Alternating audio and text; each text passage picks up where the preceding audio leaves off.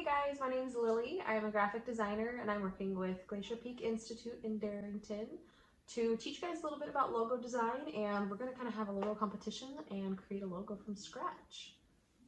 So Glacier Peak Institute is a company in Darrington that creates and combines science, technology, engineering, and math programs with nature-based teaching.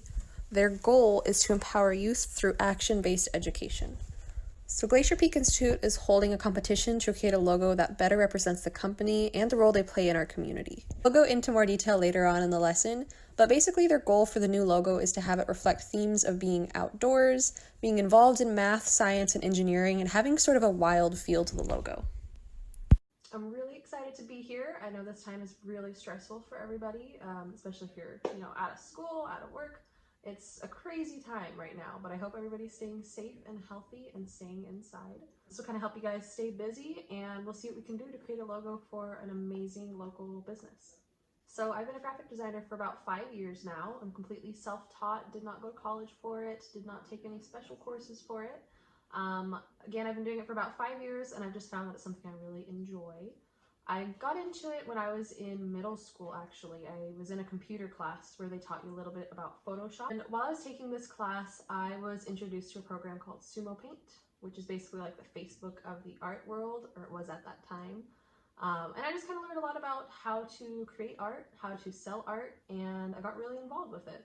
And I'm just kind of telling you guys this because I want you to know it's possible to become a graphic designer and to do this kind of work without going to college, without investing a ton of money into special software. Just start where you're at, and if you find that you like it, definitely keep pursuing it. So before we begin, I wanted to go over some advice for beginners, just because I was in your shoes once. I was kind of unsure and a little bit afraid of how to begin, and I wanted to kind of see what I could do to help you guys just get the ball rolling here.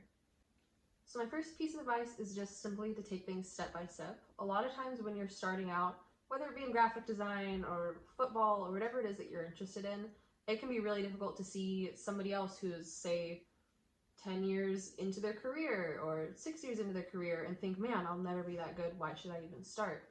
But you have to realize everybody starts at the very beginning. We all start off creating maybe things that are less than beautiful. And you just have to kind of roll with it and grow with it. And it's really neat at the end of the day to be able to look back on it a couple years later if you stuck with it.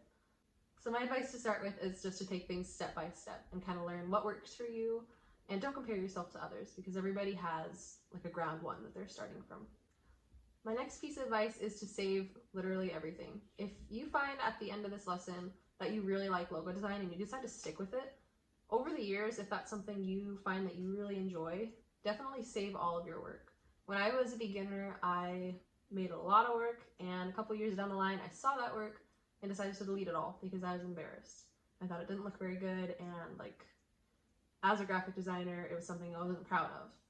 So I would definitely recommend saving your work because you want to be able to see your growth a couple years down the line. You want to be able to see how far you've come, how much you've learned. So just save everything. And my last piece of advice for you guys today is to try different kinds of design. If you complete this lesson and you find that you really like a certain aspect of design, maybe it's the mood board process or the drawing process, but you don't like the rest of it, that is totally fine. I want you guys to kind of experiment a little bit with graphic design and find something that makes you happy. And I also wanted to go over some free resources that you guys can utilize. Again, a lot of times in this industry, you feel like you have to have Adobe products and all these fancy things that are quite expensive and a little bit overkill, if I'm being honest. But that's not the case. When I started, I was using all free programs and I got along just fine. I created a pretty solid platform to start with. So the first one I'm going to talk about is called Canva. It is great for beginner designers. They've got all sorts of templates you can use. It's very, very user-friendly.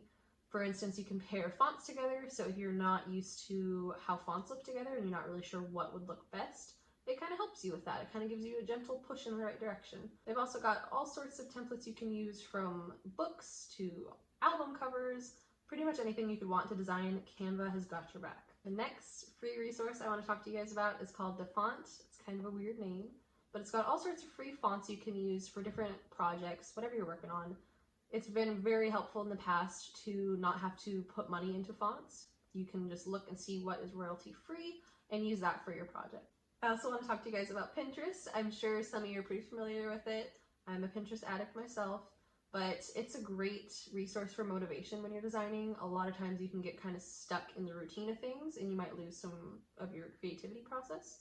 And Pinterest is great for that because they've got all sorts of logos you can look at, all sorts of different designs you can look at, and just kind of get a feel for what you like, and you might find something that inspires you. And the last resource I want to talk to you guys about is called Gravit, I believe is how it's pronounced.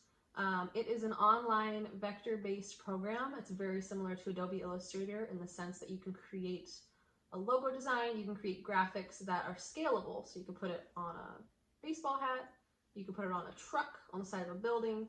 It's super, super helpful and it's free. All right, so that wraps up our introduction and tips, and in our next video, we'll be learning about what makes a strong logo and a weak logo, and we'll begin the sketching phase. I'm excited to get started.